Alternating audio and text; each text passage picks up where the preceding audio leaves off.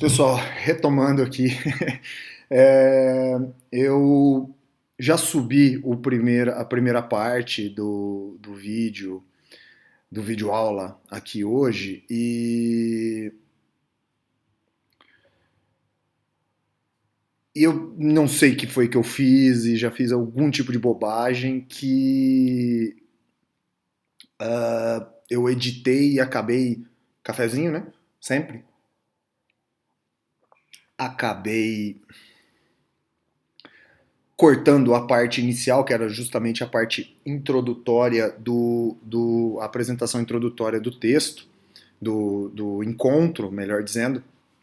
E aí eu vou fazer nessa segunda parte, antes de começar a tratar exatamente o que vamos falar hoje. Então, o que eu cortei lá, primeiramente, foi a minha saudação inicial, e foi um desejo, e espero que todos estejam muito bem, né? Não apenas fisicamente, mas mentalmente, né? Não é fácil um período de isolamento como esse. Tem sido, digo bastante complicado, mas relativamente complicado, porque tem que ficar em casa, não pode sair para fazer nada, muito restrito. É, a gente tem uma filha pequena aqui que é super ativa, então demanda muita atenção e exige da gente aqui estar sempre junto, fazendo atividade e tal. Então, mentalmente também é importante que estejamos bem, sãos todos, porque eu disse isso, não sei se para todas as 4 turmas, mas para algumas sim, que eu acreditava que essa era a tendência para a próxima semana. Tendência de que tudo fosse suspenso e tudo se fechasse. Me parece que era de fato a medida correta. Eu acho que agiram bem. Eu acho que o governo central poderia ter agido de maneira mais rápida, mas enfim, essa é uma discussão que está fora aqui, né? Mas essa semana e a próxima, na minha visão, de fato são decisivas, né, para a gente conter a propagação do vírus. E E eu imaginava de fato que as aulas e todas as atividades seriam suspensas, como isso de fato aconteceu. E então eu deixo aqui os meus desejos de que tudo esteja bem com vocês, física e mentalmente, tá? E o outro ponto é para as turmas do matutino, este é o sexto encontro. A gente teve um encontro no sábado passado, uma atividade em sala. Ainda não sabemos como é que vai ficar com as turmas do noturno para essa atividade, algum jeito vai se dar, não se preocupem com relação a isso. Para as turmas do noturno é o quinto encontro, lá o encontro do dia 20 de março, e lá eu disponibilizei para vocês um material considerável, né? Um texto do Elliot Sober, um texto do Crítica na Rede do Elliot Sober, que se chama Teoria Moral de Kant. É um texto excepcional, excepcional, tem que se ler várias vezes, tá? Porque é muito bom, também para poder entender melhor, mas é porque é muito bom. É, disponibilizei para vocês a apresentação em PowerPoint, que é esta que eu vou comentar agora. Disponibilizei também o primeiro capítulo, a primeira sessão da obra, que é a nossa obra condutora dos trabalhos hoje, que é A Fundamentação da Metafísica dos Costumes de Immanuel Kant, e também 2 indicações de leitura. Uma delas é o Rachels, eu já indiquei o Rachels em outros encontros, mas neste aqui é um pouco diferente porque a obra é diferente. Eu estou indicando os elementos da filosofia moral nos outros dos outros encontros, mas neste aqui eu indiquei uma outra obra dele que se chama A Coisa Certa a Fazer, Leituras Básicas sobre Filosofia Moral, capítulo 7 sobre o imperativo categórico. Está disponível na biblioteca virtual também, é uma capa amarela. E como sugestão de leitura, para aqueles que têm a obra ou eventualmente consigam encontrar o texto pela internet, algum fichamento, alguma resenha deste capítulo, que é o Michael Sandel, justiça o que é coisa certa a fazer. Eu não tenho indicado o Sandel, mas neste momento acho que vale a pena indicá-lo. Capítulo 5, para aqueles que eventualmente possuam um livro, ou possuam um texto em PDF, ou alguma resenha, ou algum fichamento. Não é leitura obrigatória, é apenas uma sugestão. Fica também a indicação do Sandel, tá? Eu também havia falado naquela primeira parte que eu editei errado, que nós estávamos vindo de vindo de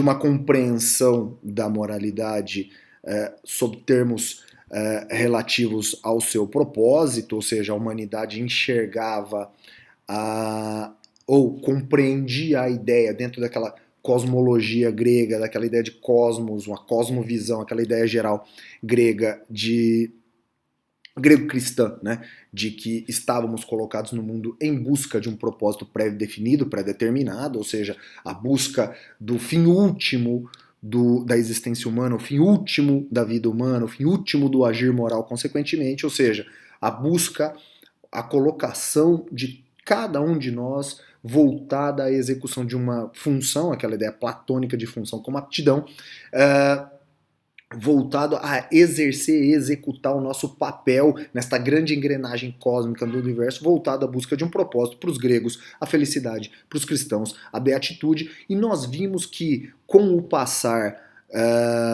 com este passar de 2000 anos e com a chegada daquele ponto de ruptura em que a humanidade transforma a visão que tem de si, do mundo e a própria compreensão da moralidade, nós vimos como a partir da passagem do século XV para o século XVI, por conta de vários fatores, na verdade, mas por conta de três em especial: a descoberta do Novo Mundo, a perda da referência da Igreja Católica como um ator geopolítico fundamental e a própria constituição dos Estados modernos como conhecemos atualmente.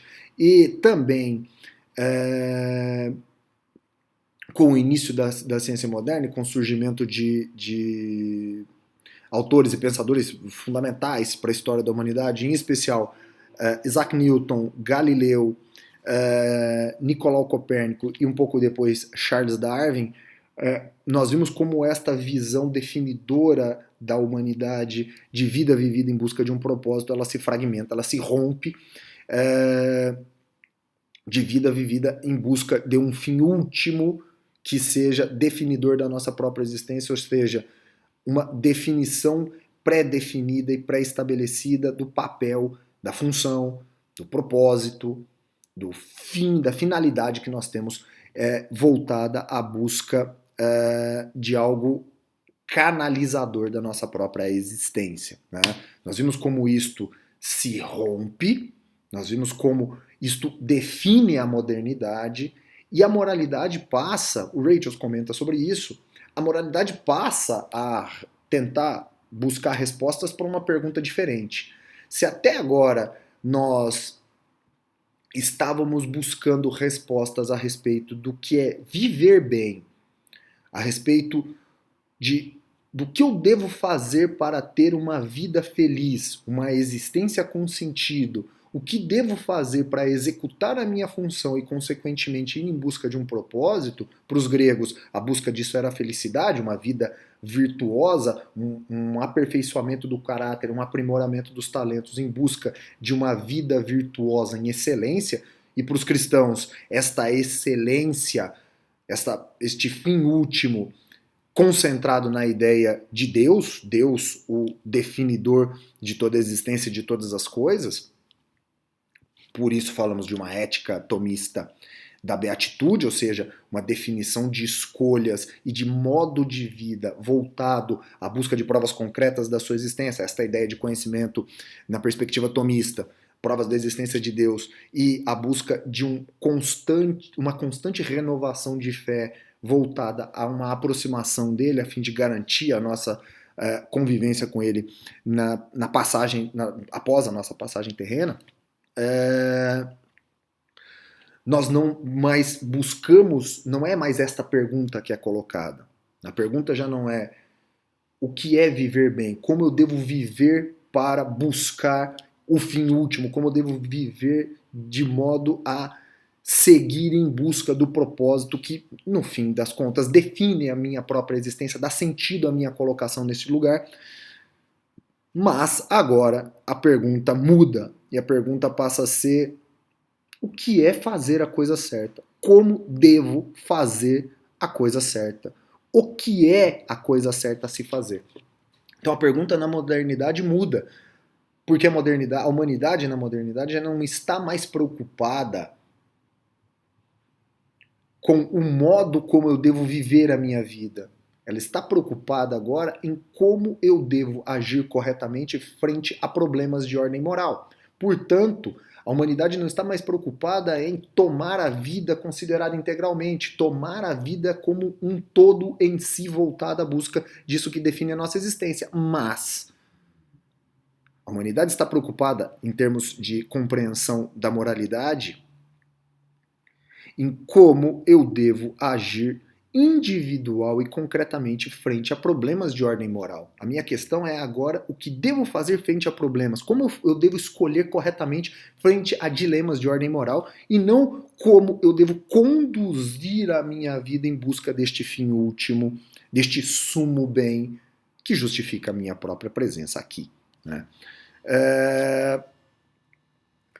E nós vimos que a partir desta ruptura, da passagem do século XV para o século XVI, a partir, sobretudo, concentrando isso do renascimento, da fase renascentista, a partir de todos esses fatores, o que a filosofia moral procura fazer, em especial a partir do século XVII, é tentar entregar à humanidade fórmulas teóricas de como bem decidir, fórmulas teóricas de como fazer a escolha certa.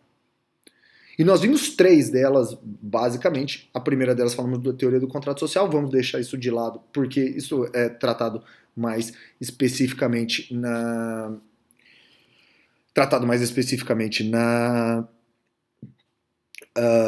filosofia política, e falamos sobre o utilitarismo como uma das vertentes consequencialistas e também falamos do kantismo, da teoria moral kantiana, da ética deontológica, ética de princípios kantiana, que é isso que vamos fazer hoje nestes breves comentários a respeito. E o que eu pretendo fazer assim para objetivar e para ficar mais fácil é comentar o que consta nos slides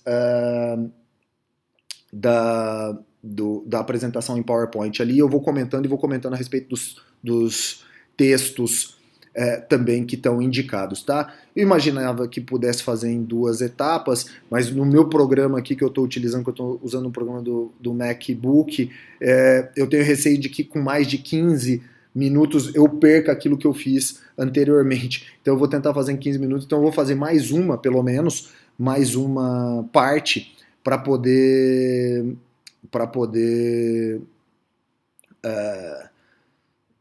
finalizar aqui, e vou tentar ser bem objetivo nessa outra parte, comentando a respeito do PowerPoint e do texto em si, dos textos em si também colocados ali, tá bem? Vou encerrar essa segunda parte, então eu vou abrir uma terceira, espero que seja a última também, tá bom? Até daqui a pouco.